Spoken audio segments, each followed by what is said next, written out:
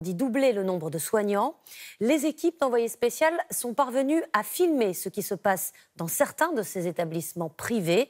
Pensionnaires mal nourris, livrés à eux-mêmes, plongés dans une détresse permanente. Ce reportage est un choc. On en regarde un extrait. C'est près de Strasbourg que nous avons commencé à pousser les portes. L'homme qui va nous aider, c'est Paul.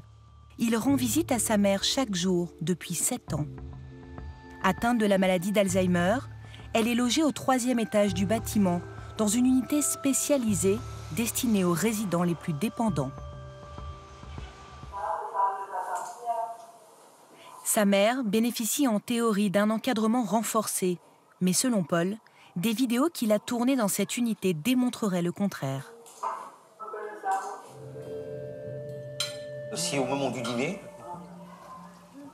et on l'a vu sur la pendule, il est 19h. Normalement, les personnes mangent à 18h. Voilà.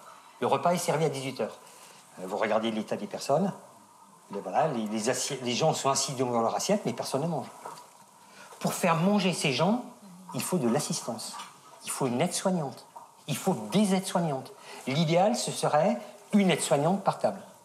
Les gens ne savent pas manger seuls. Là, le monsieur est assis, il a son plat et son dessert. Il n'a même pas commencé à manger le plat, pour la simple raison qu'il ne sait pas manger. Lui, c'est pareil. Voilà, personne ne mange.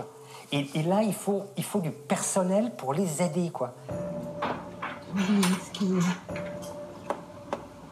Moi, j'y vais quasiment tous les soirs, à 18h, pour donner à manger à ma mère et la mettre au lit. Moi, j'assiste, j'aide à la mettre au lit tous les soirs.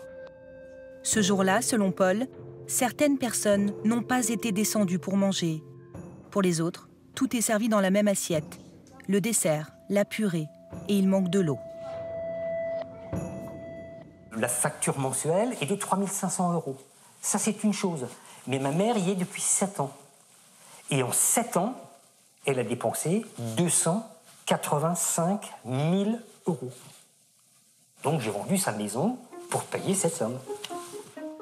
Depuis qu'il a tourné ces images en 2015 et 2016, Paul a l'impression que le personnel soignant est plus présent. Nous avons joint le directeur. Il assure que la situation s'est améliorée depuis.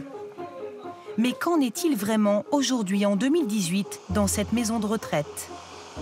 Une aide-soignante affirme, elle, que les conditions de vie sont toujours aussi scandaleuses.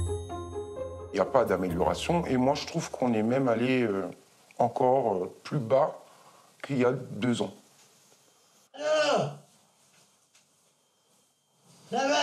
Ça, c'est une personne qui essaye à tout bout de champ de se lever, mais par contre ne tient absolument pas sur ses jambes. Il se renverse régulièrement ou la table ou la chaise sur lui. Il se blesse énormément, donc il est bourré de pansements, de machin. D'ailleurs, les pansements aussi, c'est changé très irrégulièrement.